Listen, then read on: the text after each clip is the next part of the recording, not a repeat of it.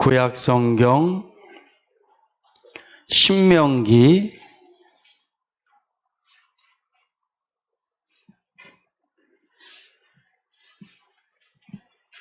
31장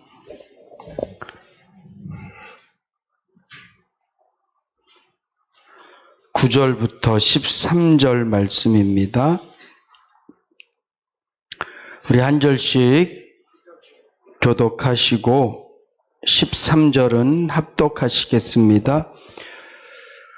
모세가 이 율법을 써서 여호와의 언약궤를 매는 레위 자손 제사장들과 이스라엘 모든 장로에게 주고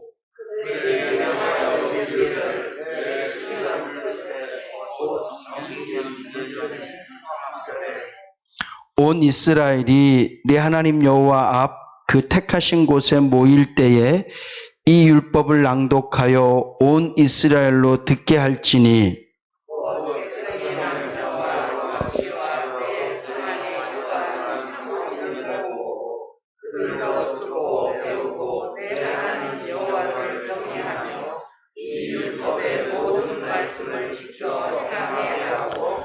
또 너희가 요단을 건너가서 얻을 땅에 거할 동안에 이 말씀을 알지 못하는 그들의 자녀로 듣고 내 하나님 여호와 경외하기를 배우게 할지니라. 아멘.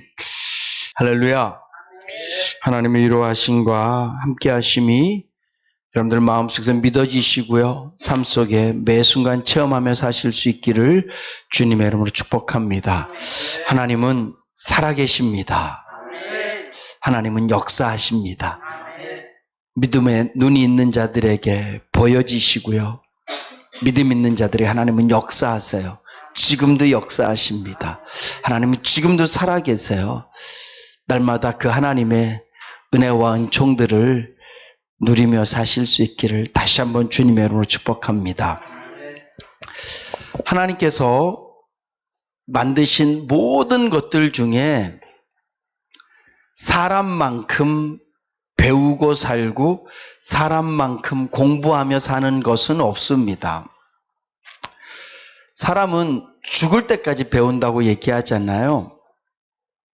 이 배울 수 있다는 것은 그만큼 지혜롭다라는 뜻도 있지만 그만큼 부족하다라는 뜻도 있어요. 인간은 살면서 계속 자기의 부족함을 느껴요. 그래서 계속 배우는 거예요. 동물들은요, 그들도 학습을 하거든요.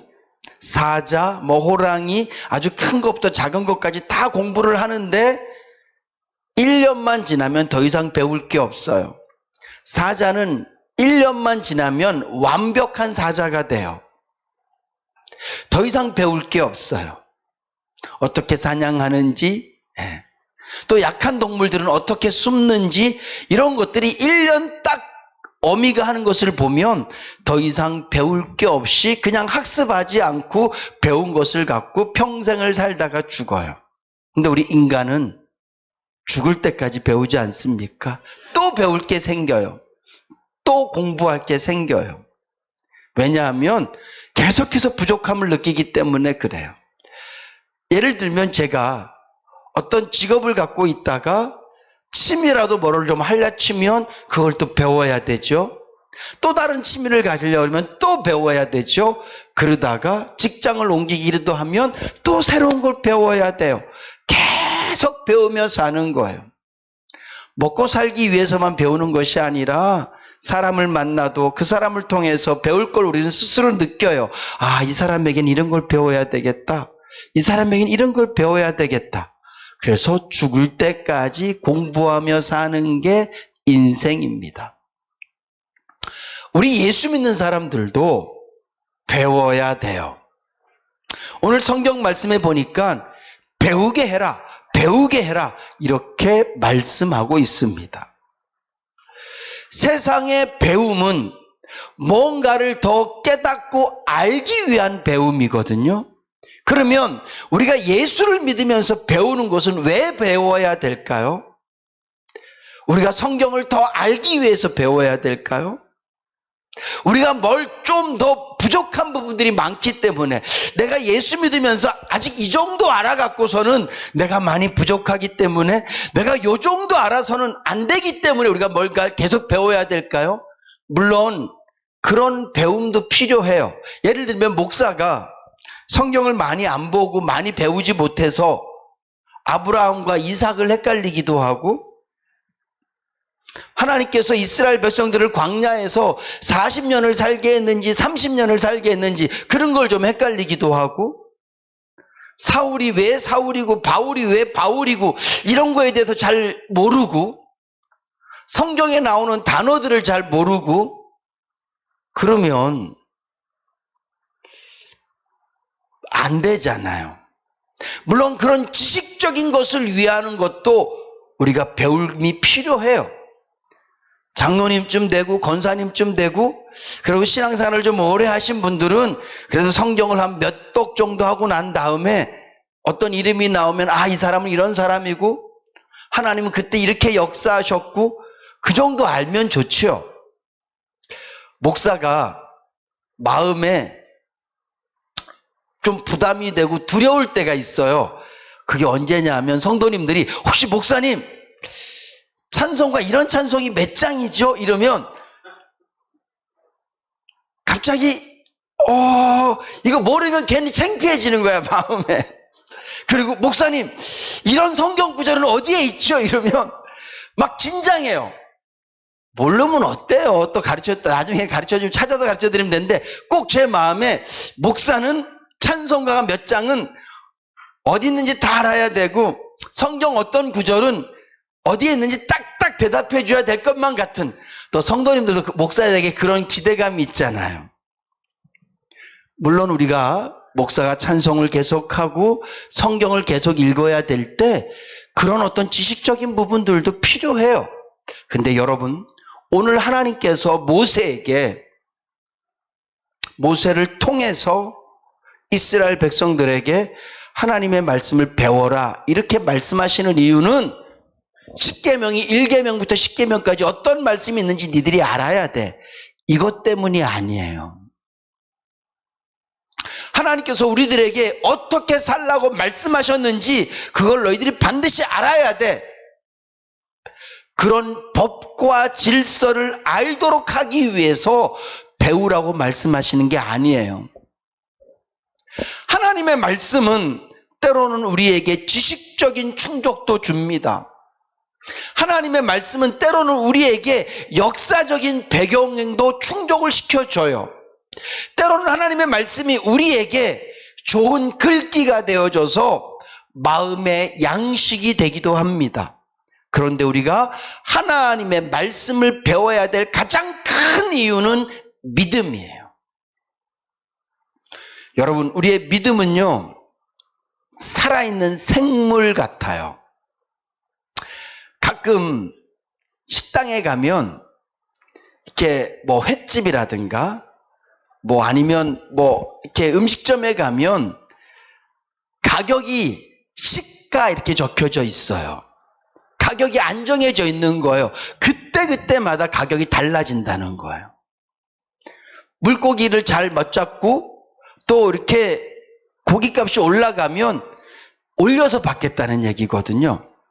정해져 있을 수가 없어요. 왜냐하면 그때마다 가격 차이가 많이 나니까. 우리의 믿음이 그래요. 여러분들은 믿음이 언제 제일 좋으셨습니까? 만약에 믿음이 계단 같은 것이라면 우리의 믿음은 오늘이 제일 좋아야 돼요. 그리고 내일이 더 좋아져야 돼요. 근데 우리의 인생을 돌아보면 믿음은 생물 같아요. 울산바위는 10년 전에 가도 그 울산바위고 오늘 가도 그 울산바위고 아마 제 생각에는 주님 오실 때까지 울산바위는 천지개벽이 있지 않는 한 똑같은 모습으로 그 설악산에 엄청나게 웅장한 모습으로 한 자리를 차지하고 있을 거예요. 그런데 우리의 믿음은 그렇지 않아요. 다윗의 믿음을 보세요. 골리앗을 죽일 때는 정말 울산바위처럼 웅장하고 스케일이 커요. 그 조그만 몸으로 가진 것이라고는 물맷돌 그 하나밖에 없음에도 불구하고 큰 칼을 차고 갑옷을 입고 매 전쟁 때마다 승리의 기쁨을 맛봤고 블레셋에서도 언제든지 딱 앞에다 세우고 전쟁을 도발하는 그런 사람으로 세웠던 그 골리앗 앞에서 다윗의 모습을 보세요. 그의 믿음을 보세요. 멋지지 않습니까?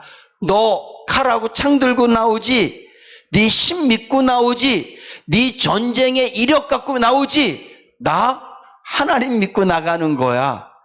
믿음이잖아요. 얼마나 멋집니까?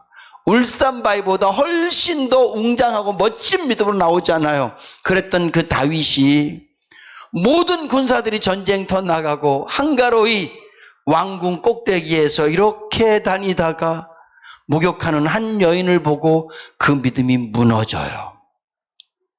저 여인을 나에게로 데리고 오라. 박살나잖아요. 얼마나 초라한 믿음입니까? 그 한 여인의 아리따움 앞에서 자신의 정욕을 이기지 못하는 그런 엉터리 같은 믿음. 이게 우리의 믿음이에요. 오늘 하나님께서는 이스라엘 백성들에게 매 7년, 다시 말하면 안식년이거든요. 그 안식년 초막절에 이스라엘 백성들을 다 모아서 내가 너희들에게 지금 써서 준 이 율법책을 듣게 하고 배우게 하고 지켜 행하라고 말씀하고 있어요. 모세랑 같이 있을 때 지금까지 광야 생활을 하면서 하나님께서 역사하셨을 때는 믿음이 막 넘쳐나요. 이스라엘 백성들이 홍해를 건너고 난 다음에 미리암이 부른 찬양을 보세요. 믿음이 넘쳐납니다. 이스라엘 백성들이 하늘에서 만나가 내리고 메추라기가 내리고 바위에서 샘물이 터쳐날 때 그들의 마음속에 하나님을 향한 믿음이 막 넘쳐나요. 아말렉과의 전쟁에서 모세가 두 손을 높이 들고 기도하고 그럴 때마다 승리하고 결국은 하나님께서 시온 왕과 옥을 물리치셨을 때도 그들의 믿음이 막 충천해요. 근데 중요한 것은 이스라엘의 믿음이 홍해를 건넜을 때 그 믿음으로 일정하지 않다는 거예요. 이스라엘의 믿음이 아말렉과의 싸움에서 승리했던 그 믿음이 일정하지 않다는 거예요. 왜냐하면 믿음은 수시로 들쑥날쑥 오르락 내리락 하기 때문에 하나님을 향한 우리의 믿음이 다시 충전되어지고 새로워지도록 하시기 위해서 하나님께서는 이스라엘 백성들에게 하나님의 말씀을 배우라고 말씀하는 거예요. 여러분, 세상의 학문은 계속 바뀌어요. 새로운 학문들이 계속 나옵니다. 특별히 과학적인 이야기들은 계속해서 진보합니다. 그런데 하나님의 말씀은 어때요? 이스라엘 백성들이 구약시대 내내 대했던 하나님의 말씀은 모세의 율법이에요. 똑같은 말씀을 반복했어요. 그리고 이 말씀을 저희는 지금까지, 제가 지금 인해교회에서 21년째 있는데요, 제가 이 성경 66권을 떠나서 설교해 본 적이 한 번도 없어요. 제가 말씀을 설교를 준비하면서 다른 어떤 것을 묵상해 본 적이 없어요. 계속해서 여기 안에서 묵상하고 있는 거예요. 더 무슨 발전하지 않습니다. 뭐 새로운 신학이 나오고 뭐 어쩌고, 그거 별로 중요하지 않아요. 정말 중요하지 않아요. 진리는 언제나 그 자리에 있기 때문에 그렇습니다. 그런데 이 말씀을 계속해서 반복해서, 여러분 아시겠지만 제 설교는 늘 거의 똑같아요. 어제 했던 설교를 오늘 또 하고 오늘 했던 설교를 내일 또 할 거예요. 왜냐하면 하나님의 말씀이 그렇기 때문에 그래요. 제가 무슨 새로운 것들을 지어내서 설교하고 새로운 것들을 공부해서 설교하는 게 아니라 저는 여기 하나님께서 주신 이 성경 66권을 통해서 계속해서 말씀을 전할 것이기 때문에, 제가 하나님의 마음을 전하는 것이기 때문에 제 상상력과 제 생각과 제 의지와 제 경험을 설교하는 것이 아니라 하나님께서 이스라엘 백성들에게 주셨던 그 말씀, 하나님께서 갖고 계신 우리를 향한 그 마음의 그 뜻을 정할 것이기 때문에 제 설교는 거의 한결같을 거예요. 여러분, 마태복음, 마가복음, 누가복음, 요한복음, 예수님이 하신 말씀들을 보세요. 한 가지예요. 한 가지. 예. 산상수훈 하나예요, 결국은. 예. 다 하나예요. 근데 이 말씀을 갖고 우리가 계속해서 몇천 년 동안 말씀을 계속 전하고 있고, 이 말씀을 배우고 있고, 이 말씀대로 살려고 애를 써요. 복잡하고 새로운 것이 아니라 늘 언제나 한결같은 것이에요. 왜 그럴까? 이 하나님의 말씀은 우리에게 지식을 주는 것이 아니라 우리의 믿음을 굳건히 하고, 오늘 본문 말씀에 나오는 것처럼 하나님을 경외할 수 있도록, 하나님을 믿을 수 있도록, 하나님을 신뢰할 수 있도록, 하나님을 때로는 두려워하고 하나님을 사랑할 수 있도록 만드는 것이 하나님 말씀이기 때문에 그렇습니다. 사랑하는 성도 여러분, 오늘 저와 여러분들이 하나님의 말씀을 끊임없이 배워야 될 줄로 믿습니다. 서두에도 말씀드렸지만 우리가 예수 믿는 사람으로서, 하나님의 자녀로서 아버지에 대해서 지식적으로 아는 것도 중요해요. 성경은 어떤 책이고 이 성경 안에 어떤 내용이 있는지 그런 것들을 아는 것도 중요해요. 근데 중요한 것은 내가 하나님의 역사를 역사적으로 아는 이유, 하나님께서 어떤 일을 행하셨고 이 성경에 어떤 내용들이 기록되어 있고 성경에는 어떤 사람들의 이야기가 나오는가, 우리가 이런 것을 지식적으로 아는 것이 중요한 이유는 그것을 통해서 하나님을 알게 되고, 하나님을 알므로 말미암아 하나님을 더 신뢰하고 하나님을 더 경외하고 하나님을 향한 믿음이 더욱더 굳건해지기 때문에 우리는 말씀을 배워야만 되는 것입니다. 오늘 이 말씀을 주는 배경도 마찬가지예요. 이제 모세가 이스라엘 백성들에게 이야기합니다. 너희들이 알다시피 나는 가나안 땅에 갈 수 없다. 너희들의 아버지 어머니가 다 광야에서 죽은 것처럼 나도 이제 마지막으로 광야에서 죽는다. 광야에서 죽는 사람 마지막이 모세거든요. 나도 죽는다. 내가 죽고 나면 너희들이 가나안 땅에 들어가게 될 거야. 그리고 여호수아를 세웁니다. 그리고 말하는 거예요, 이 말씀이. 내가 죽는다고 해서 지도자가 없어지는 게 아니야. 여호수아가 있어. 근데 정말 중요한 것은 여호수아가 너희들의 지도자가 아니라 하나님이 너희들의 지도자야. 그래서 하나님을 끊임없이 너희들이 배워야 돼. 너희들이 끊임없이 하나님을 배움으로 말미암아 하나님에 대한 신뢰, 믿음을 굳건히 가져야지만 새로운 상황을 만나고 새로운 환경을 만났을 때 하나님을 믿는 믿음으로 그 모든 것들을 대처해 나갈 수 있을 거야. 그런 배경 속에서 이 말씀을 주는 거예요. 그리고 뿐만 아니라 오늘 이 말씀을 전하는 그 시간이 언제냐? 매년 7년이 지난 매 7년 때마다 초막절에, 여러분 7년 안식년은요, 그 1년 동안 땅이 쉬는 거예요. 다시 말하면 농사를 짓지 않습니다. 1년 동안 7년마다. 그래도 초막절이 있어요. 여러분, 이 초막절은요, 이스라엘 백성들이 추수가 끝나고 난 다음에 그들이 광야 생활을 했던 것들을 기억하면서 마당에다가 풀로 집을 짓고 그곳에서 일주일 동안 보내는 거예요.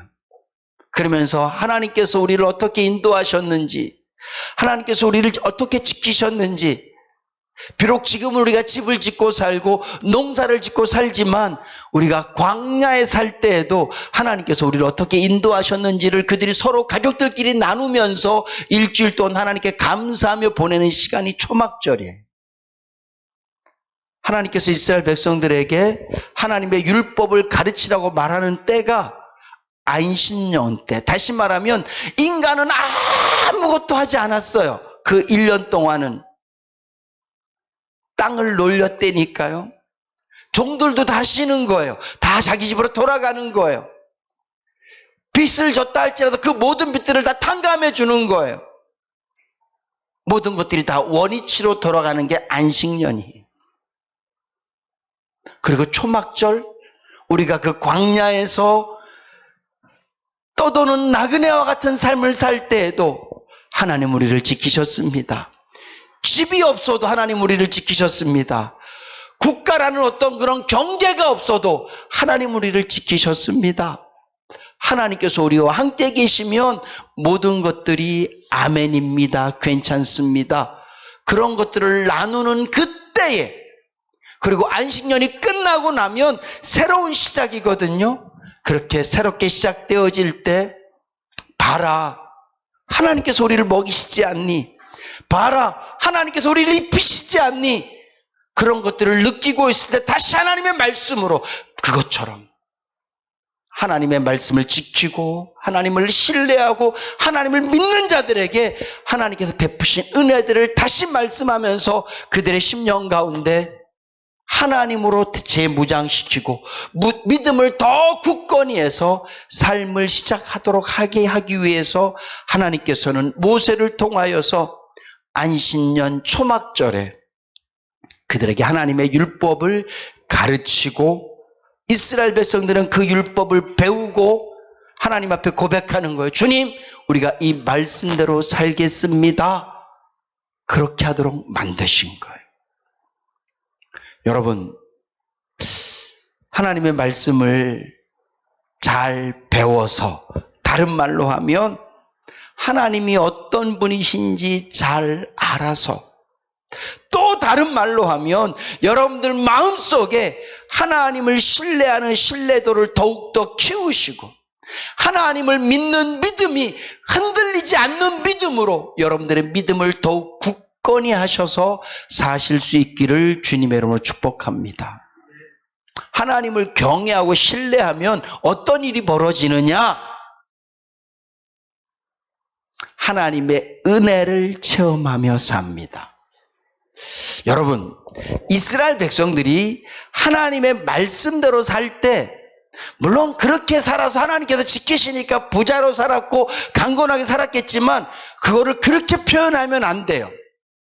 하나님 말씀대로 살면 돈이 넘칩니다. 하나님의 말씀대로 살면 건강이 넘칩니다. 이렇게 성경을 풀면 안 돼요. 하나님을 믿고 살면 하나님의 역사를 체험하고 사는 줄로 믿으시기 바랍니다. 이스라엘 백성들이 광야 40년 살 때, 그들이 하나님의 말씀을 순종하며 살 때는요, 하나님의 능력을 체험한 거예요. 그들이 광야에서 아무리 많이 가져봤다, 집도 없었어요. 그들이 광야에서 아무리 승리해봤자 그들에게는 온전한 군사도 없었어요. 그냥 하나님의 능력을 체험하며 사는 거예요. 하나님의 은혜를 맛보며 사는 거예요. 제가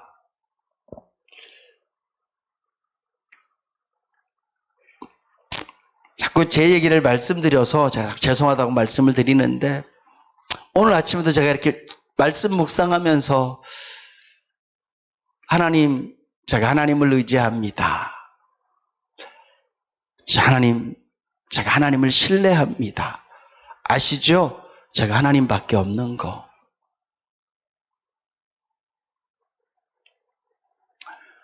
사람은 이 세상을 살아가면서 거의 의지할 게 필요해요.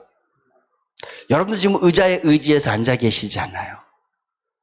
등산하는 사람들은 지팡이를 의지하기도 하고, 그 높은 비행기에서 뛰어내릴 때 그들이 뛰어내릴 수 있는 것은 낙하살이라는 의지할 것이 있기 때문에 뛰어내리거든요. 몸이 의지할 것이 필요한 것처럼 우리의 마음도 의지할 게 필요해요. 그래서 사람들은 마음 한쪽에 다 의지할 것들을 갖고 있어요. 그 중에 사람들이 제일 많이 의지하는 게 뭡니까? 돈이거든요. 나이 들면서도 돈을 자꾸 모아요. 왜 모으세요? 노후를 위해서. 그렇게 모아요. 물론 돈이 우리에게 많이 편리함을 주고 돈이 많은 것들을 해결합니다. 근데 성경은 얘기해요. 재물을 의지하면 패망한다. 돈을 사랑하지 말라. 오늘 저와 여러분들이 의지해야 될 분은 오직 하나님이신 줄로 믿으시기 바랍니다. 그래서 제가 아침에 말씀 묵상, 하나님, 저는 제 마음에 하나님 의지합니다. 주님이 제 삶 전체의 대책입니다. 제 노후 대책도 주님이시고요. 죽음 이후의 대책도 주님이시고요. 내일의 대책도 저는 주님입니다. 내일을 기대하는 이유는 내일 만날 사람이 누구이기 때문이 아니라 내일도 나와 함께 하실 주님이 계시기 때문에 저는 내일을 기대합니다. 제가 제 목회를 계속해 나갈 수 있고 목회를 꿈꿀 수 있는 이유는, 내 이 목회를 감사하고 행복하게 받아들일 수 있는 이유는 내가 조금 더 열심히 하면 뭐가 생기고 내가 조금 더 열심히 뭐가 이루어지겠지가 아니라 제가 하나님을 의지하기 때문입니다. 인생에 힘들 날이 없겠습니까? 그때 주님 나와 함께 계실 것이잖아요. 그래서 저는 힘든 게 두렵지 않습니다. 제가 목사라고 제 인생에 굴곡이 없겠습니까? 지금도 있어요. 그렇지만 제가 이 인생의 굴곡 가운데 내 마음의 의지가 하나님이시기 때문에 나는 두려움이 없습니다. 그리고 요즘 조금씩 배워가는 것 같아요. 넉넉히 이긴다라는 게 어떤 의미인지. 네. 고통이 왔을 때 넉넉히 이긴다는 것, 시험이 왔을 때 넉넉히 이긴다는 것, 내 심령에 괴로움이 찾아올 때 넉넉히 이긴다는 것, 사단의 시험이 있을 때 넉넉히 이긴다는 것이 어떤 의미인지 아주 조금씩 그 맛을 아는 것 같아요. 이유는 딱 하나예요. 제가 하나님을 믿고 의지하기 때문에 그렇습니다. 요즘은 더 그런 것 같아요. 신용이는 점점 없어져요.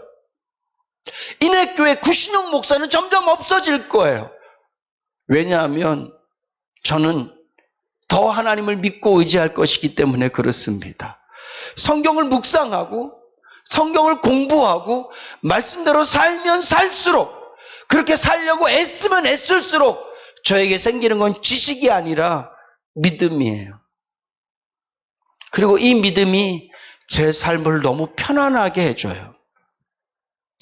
제 믿음이 저를 은혜 안에 살게 해줘요. 다윗이 여호와가 내 목자시기 때문에 나는 부족함이 없습니다. 주님이 나를 푸른 초장으로 인도하십니다. 설령 그분이 나를 사망의 골짜기로 인도하신다 그래도 나는 두렵지 않습니다. 하나도 두렵지 않아요. 주님의 지팡이와 막대기가 나를 안위하시기 때문입니다. 심지어는 내가 원수의 목전에 있다 할지라도, 이 원수의 목전을 성경에서 가장 쉽게 우리가 이해할 수 있는 장면이 있다면 애굽 군대가 이스라엘 백성들을 죽이려고 쳐들어올 때예요. 바로 눈앞에는 홍해가 있고 바로 뒤에는 애굽 군대가 쳐들어올 때, 그때가 원수의 목전이거든요. 한 칼에 배임을 당할 수밖에 없는 그런 원수와 나의 간격이 딱 그 자리예요. 근데 중요한 건 원수의 칼이 춤을 추고 있는 게 아니라 원수의 목전에서 하나님께서 베푸신 밥상, 이게 보이는 거거든요. 여러분, 믿음의 복, 하나님을 신뢰하는 자에게 주어지는 복이 바로 이런 복이에요. 우리는 자꾸 예수를 잘 믿고 믿음이 생기면 세상이 편리해질 거라고 생각을 하거든요.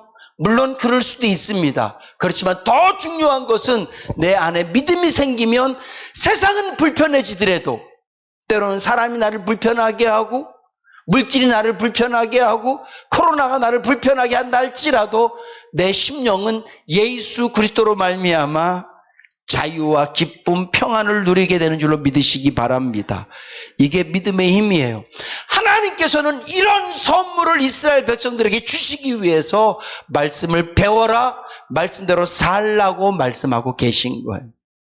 이제 안식년이 끝나고 새롭게 7년이 시작되어지는 그때에 농사가 한 번 다 끝나고 추수가 끝나고 난 다음에 새롭게 농사를 지어야 할 그때에 모세가 죽고 새로운 지도자 여호수아가 이스라엘 백성들을 이끌어야 될 그때에 하나님께서 그들에게 하시는 말씀이 말씀이다 이렇게 말씀하는 거예요. 하나님을 경외하는 것이다 이렇게 말씀하는 거예요. 너희들이 살 힘은 오직 말씀밖에 없다라고 말씀하는 거예요. 그 이유는 하나님의 말씀을 믿고 하나님을 신뢰하고 말씀대로 사는 자에게 하나님께서 은혜를 베푸실 수 있기 때문에 그렇습니다. 오늘 이스라엘 백성들에게 말씀을 배우라고 말씀하시는 것은 내가 너희들에게 은혜를 베풀 수 있도록 장을 좀 열어라. 요한계시록에 주님께서 내가 문 밖에 서서 두드리노니 말씀하시잖아요. 마음문을 열어야 주님이 내 안에 오셔서 주와 더불어 먹고 나와 더불어 마실 수 있도록 주님께서 은혜를 베푸실 수 있는 것처럼 하나님께서는 이스라엘 백성들에게 언제나 그분의 능력을 베풀고 싶으세요. 하나님께서는 이스라엘 백성들이 언제나 그들에게 은혜를 나누어 주고 싶으세요. 때로는 가난한 가운데서도 하나님은 내 편이시구나 느끼게 하고 싶어 하시는 거예요. 때로는 부한 가운데서도 이 모든 것이 하나님의 은혜구나 깨닫게 하고 싶으신 거예요. 전쟁 중에도 하나님은 우리의 정말 대장이시구나 이런 것들을 느끼게 하고 싶으신 거예요. 그렇게 하시기 위해선 이스라엘 백성들이 하나님의 말씀을 지켜야만 돼요. 힘들고 어려운 시기를 우리가 살아갑니다. 이 세상의 어려움은 절대 끝나지 않을 겁니다. 제가 왜 이렇게 말씀드릴 수 있냐 하면 주님이 예언하신 성경대로 시간이 흘러가면 전쟁의 소문은 더 늘어날 거예요. 오래전에는 물 건너 전쟁은 우리랑 아무런 관계가 없었어요. 그렇지만 지금은요, 러시아와 우크라이나가 전쟁을 하는데 이제는 우리가 그 전쟁에 대해서 인식도 하지 않지만 그 전쟁 때문에 물가는 올라가요. 그 전쟁 때문에 너무나 많은 것들이 바뀌고 있어요. 그런데 앞으로 점점 더 전쟁의 소식이 들려질 거예요. 기근과 여러 엄청난 일들이 그게 성경에 기록되어 있는 거거든요. 세상이 좋아질 거라고 기대하지 마세요. 말씀드리지만 과학은 발달할 수 있습니다. 문명은 발전할 수 있지만 세상은 좋아질 수가 없어요. 인간의 욕심이 세상을 좋게 만들 수가 없어요. 그럴 때 오늘 저와 여러분들이 어떻게 이 세상을 살아갈 것인가? 우리는 하나님을 의지하고 살 것이고 하나님의 은혜를 체험하고 살 것이고 하나님의 능력을 힘입어 살게 될 줄로 믿습니다. 그것 때문에 우리가 용기를 내는 거예요. 오늘 제가 여러분들에게 하나님을 이야기할 수 있는 것도 하나님이 여러분들에게 물질의 문제를 해결하실 것입니다. 하나님이 여러분들의 모든 것들을 다 좋게 하실 것입니다. 하나님께서 이 나라를 복되게 하셔서 전쟁도 없게 할 거고 기근도 없게 할 거고 홍수도 없게 할 것입니다. 제가 이렇게 하나님을 설교하고 있는 게 아니잖아요. 오늘 저와 여러분들이 하나님을 잘 배우고 믿음대로 살면 어떤 상황을 만나든지 하나님이 나와 함께 계시기 때문에 담대하고 하나님 주신 은혜가 느껴져서 기뻐하고 감사할 수 있는 그런 삶을 살 수 있기 때문에 제가 이 시간 하나님을 전할 수 있는 것이거든요. 사랑하는 성도 여러분, 하나님 배우는 일에 조금 더 부지런하실 수 있기를 주님으로 축복합니다. 말씀밖에 없어요. 기도밖에 없어요.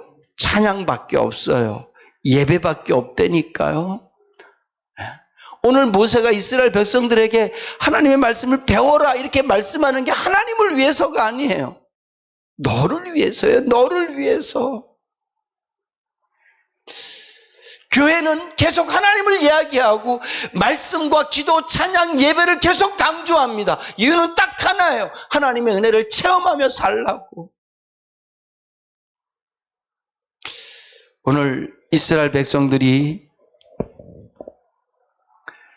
말씀을 지키지 못해서 망하기도 하고 말씀을 지켜서 하나님의 은혜를 체험하기도 하고, 그게 이스라엘의 역사고 우리들의 역사입니다.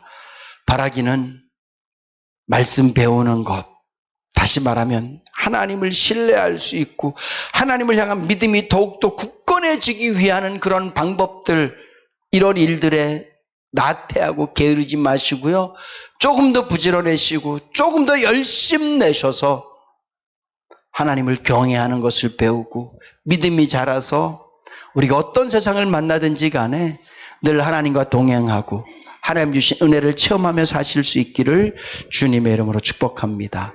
기도하시겠습니다. 하나님, 저희들이 입술로 주 없이 살 수 없다고 늘 고백하며 삽니다. 주님, 그게 진실입니다.